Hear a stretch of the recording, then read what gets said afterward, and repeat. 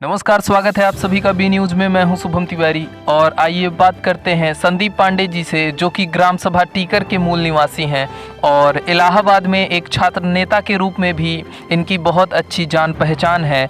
तो आइए देखते हैं, अब ये समाज सेवा में अगर उतर चुके हैं तो अपने गांव क्षेत्र के लिए ये क्या कुछ करने वाले हैं और अपने इस समाज के लिए ये क्या कुछ करने वाले हैं। सबसे पहले तो हम इनसे जानना चाहेंगे कि इलाहाबाद में इनका सफ़र कैसा रहा और वहाँ पर इन्होंने लोगों की किस प्रकार मदद की। जी, इलाहाबाद का सफ़र हमारा, मैं छात्र पढ़ाई के लिए गया था और सिविल सर्विसेज की तैयारी में था और बहुत कुछ वहाँ से सीखने को मिला। अब शायद सिविल सर्विसेज में मैं सफल फाइनली रूप से तो नहीं हो पाया, लेकिन एक ऐसी विचारधारा हमारे अंदर जन्म लिया कि जिससे हम समाज को कुछ दे सकें, और वहाँ से सफल होते तब भी मेरा उत्तरदायित्व तो समाज के ही तरफ रहता और असफलता के बाद भी जो हमारी भूमिका है वो समाज के प्रति ही उत्तरदायी है और समाज के लिए ही, बेहतरी के लिए ही कुछ करना है। यही हमारे जीवन का उद्देश्य है। जी, वहाँ पर आपने बहुत ही संघर्षशील जीवन व्यतीत किया और इसके साथ ही आपने वहाँ पे समाज सेवा भी किया, लोगों के काफ़ी लोकप्रिय भी रहे आप, और इसके साथ साथ आपने कविताएं भी लिखना शुरू किया। तो कविताओं को लिखते हुए आप राजनीति में किस प्रकार से अपने आप को सक्षम करना चाहते हैं, कुछ इस पे आप प्रकाश डालिए। वैसे मैं राजनीति में भगत सिंह की विचारधारा से प्रेरित हुआ हूँ ज़्यादा, और मेरा कहना है कि मुर्दों के शहर में जिंदा कौन है, सबका घर जला है सियासत मौन है, इंसाफ की उम्मीद तो है पर खुदा जाने उस भगत का घर कौन है।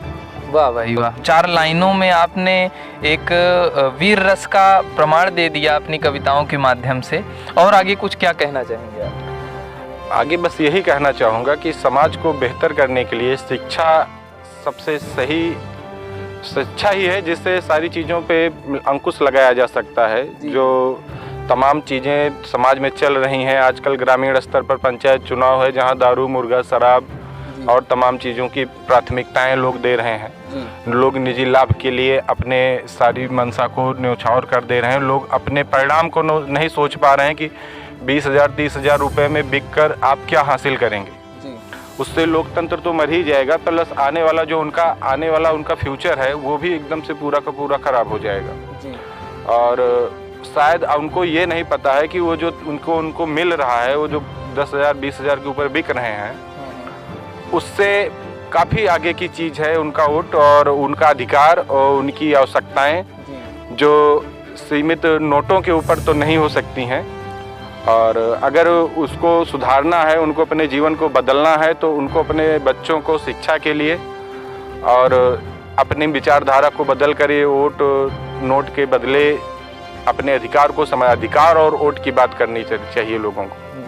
अभी आपका एक कविता आपकी आई थी कि उनसे कह दो इतने सस्ते नहीं हैं हम, नोटों पर बिकते नहीं हैं हम। नहीं ऐसा, जिस पर आपने कुछ इन बिंदुओं पर भी प्रकाश दिया था कि इतने सस्ते नहीं हैं हम। उस कविता को आप एक बार अपने शब्दों में किस प्रकार से कहना चाहेंगे? उसमें हमने ये कहा था कि उनसे कह दो इतने सस्ते नहीं हैं हम, अनाज की पोटली पे बिकते नहीं हैं जी। तो अभी आप, अगर आपको अवसर मिले कि आप क्षेत्र पंचायत का चुनाव हुआ या जो है ग्राम पंचायत का चुनाव हुआ, तो इसमें आप एक समाज सेवा के रूप में तो आप जुड़े ही हैं, लेकिन अगर आपको कभी अवसर मिलता है कि आप अपने आप को एक प्रत्याशी के रूप में देख सकें, तो क्या आपने कभी अपने आप को एक प्रत्याशी के रूप में पाया है या आपको आपके क्षेत्र की जनता ने उस प्रकार का सपोर्ट दिया है? आपको क्या लगता है? जी, जनता का तो सपोर्ट है हमारे साथ। लोग जो हमारे बचपन के मित्र रहे, जो हमारी विचारधारा को समझते हैं, हमारे साथ हैं और पढ़े लिखे लोग हैं, अच्छे लोग हैं और निचले तबके के लोग हैं। और सबसे बड़ी बात ये रही कि अभी मैं अब की बार क्षेत्र पंचायत में उतरना चाहता था, लेकिन मुझे लगा कि अभी मेरे द्वारा इतना कार्य नहीं किया गया है कि मैं उम्मीदवारी के लिए सही हूँ। तो निश्चित उम्मीदवारी बनाने के लिए अगर मैं किसी विचारधारा पे हूँ और मुझे उम्मीदवार बनना है, तो मेरे अंदर वो चीज़ें आनी चाहिए, वो चीज़ें होनी चाहिए कि जिससे कि मैं समाज को नया रूप दे सकूँ और उन्हें बता सकूँ कि मैं क्या हूँ।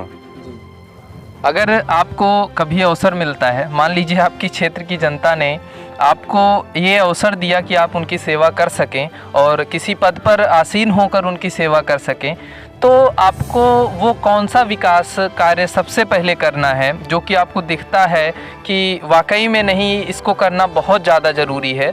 तो आपके क्षेत्र के लिए आपको सबसे पहले कौन सी ऐसी समस्या आपको नज़र में आती है जिसे आप करना चाहेंगे? हमारी नज़र में तो समस्याएं देखिए, सड़क, बिजली, पानी और अस्पताल, बहुत सारी चीज़ें हैं जी। और लेकिन इन सब से भी अलग एक ऐसा विषय है जिस पे अगर हमारी जनता ध्यान दे और जो अभिभावक हैं समाज के, जो नेता अपने आप को कहते हैं, अगर वो ध्यान दे तो शायद बहुत बड़ा बदलाव आ सकता है। वो है शिक्षा। जब शिक्षा अच्छी रहेगी तो लोग अपना अधिकार समझेंगे, लोग पूछेंगे नेता से कि तुम क्या कर रहे हो, ये जो तुम मुझे दे रहे हो किस अधिकार से दे रहे हो, किस अधिकार से तुम यहाँ आए हो वोट मांगने के लिए।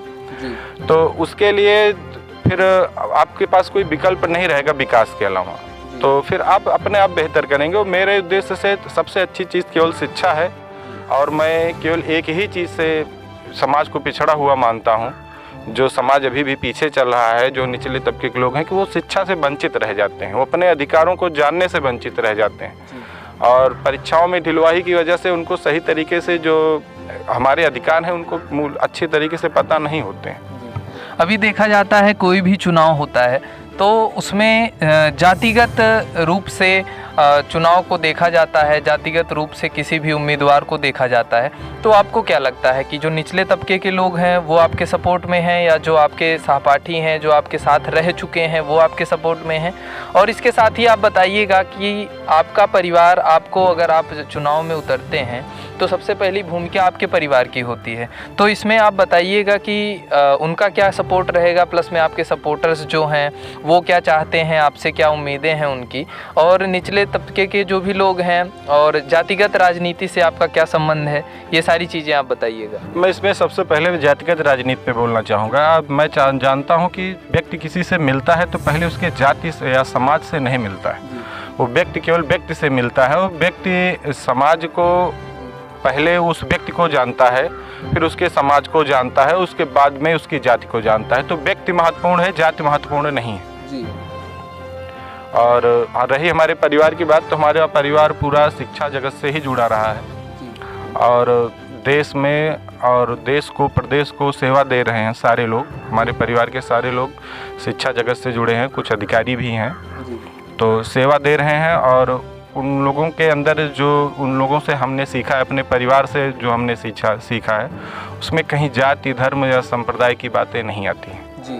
जी चलिए, बहुत बहुत धन्यवाद आपका। आपसे बात करके हमें बहुत ही अच्छा लगा और आप हमारे लिए इतना समय निकाले, अपने इस व्यस्त समय से आपने इतना समय हमको दिया, इसके लिए आपका बहुत बहुत धन्यवाद। कैमरामैन प्रणव मिश्रा के साथ मैं शुभम तिवारी, बी न्यूज़।